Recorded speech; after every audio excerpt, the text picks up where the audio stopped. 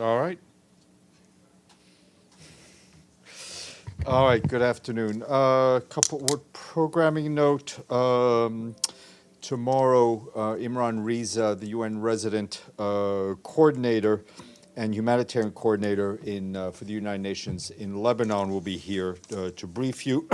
He'll speak to you on developments and challenges that are facing Lebanon. This morning, the Secretary General briefed member states on his report on our common agenda. He noted, he noted that during the recent General Assembly week, he personally held more than 140 bilateral meetings with governments and listened to the soundtrack of the state of our world. Despite the extraordinary challenges we face, he said he was encouraged. The Secretary General noted that, among other things, in his discussions, there was strong criticism of the mismatch between the institutions of global governance and the economic and political realities of the world. He discussed how the report on our common agenda deals with that problem, adding that the proposals and ideas in our common agenda are bridges across the aspiration gap between the world as it is and the world how we know it can be, adding that next year the preparations for the Summit of the Future will be critical. Turning to Haiti, our colleagues in UNICEF said today that they are concerned about the impact of growing violence in Artibonite, the country's main rice-growing region. Over 100 schools have shut down, and only 1 in 4 health facilities across the department remains accessible, and that is due to the increasing insecurity in Haiti. Agricultural production has been disrupted, and about a third of the population there, nearly half of them children, are now require humanitarian assistance. Humanitarian workers say insecurity makes their work very difficult and in some cases even impossible. It is very challenging for them to access 6 of the department's 17 communes, which are also cholera hotspots. Together with partners, UNICEF has reached over 150,000 people in Artibonite, including through a cholera vaccination campaign. UNICEF is also screening children for malnutrition, providing support to the health systems, to schools and students. But as we mentioned regularly, funding remains critical. This year's $720 million humanitarian response plan is just over a quarter funded, and UNICEF has received only 20% of the $246 million it is asking for.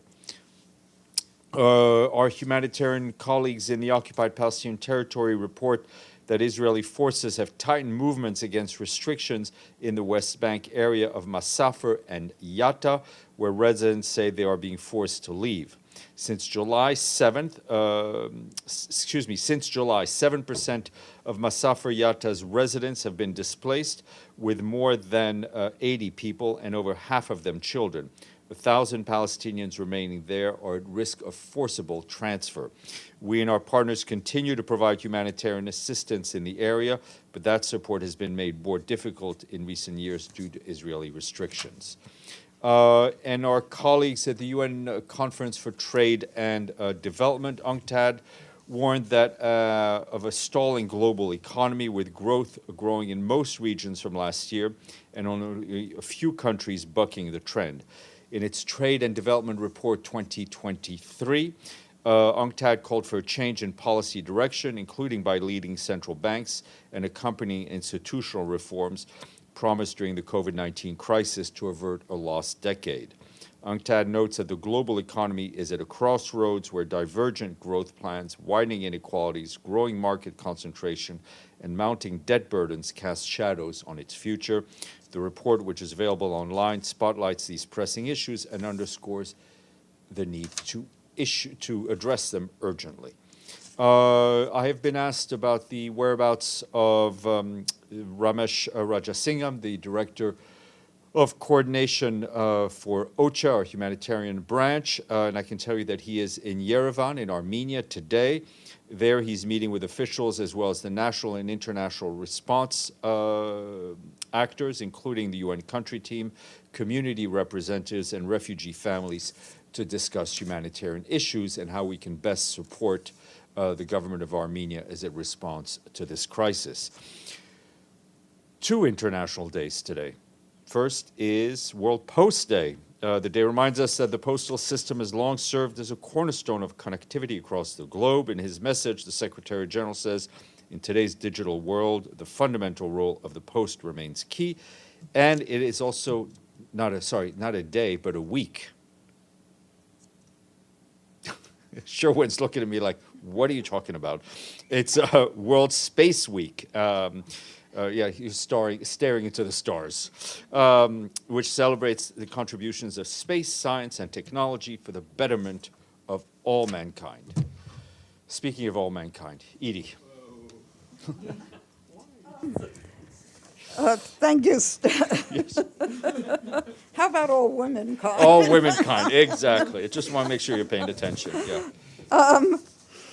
Pakistan ordered all unauthorized Afghan asylum seekers, estimated at 1.7 million people, to leave the country by November. Does the Secretary General have any comment on this expulsion order? Well, it's obviously a concerning development. I'm sure colleagues at the UNHCR are looking into it. As a matter of principle, it is critical that no refugees be sent back without it being voluntary and dignified return. Deji? Yes. Today, my U.S. colleague reported that the U.S. military is considering sending the seized Iranian weapons. The what? To the seized Iranian weapons and ammunition to Ukraine to alleviate the pressure from the Ukrainian side that they are lack of fund and aid. I just want to know, is there any legal framework from the United Nations to transfer a seized weapon to some other countries? Because is that a separate procedure, or is the same one? I have no basis on which to give you an answer on that question at this point. Okay. Then I might have the second question. I'm You sorry, might? but this one might be Okay. easy. Spain, Portugal, and Morocco is going to host the 2030 World Cup.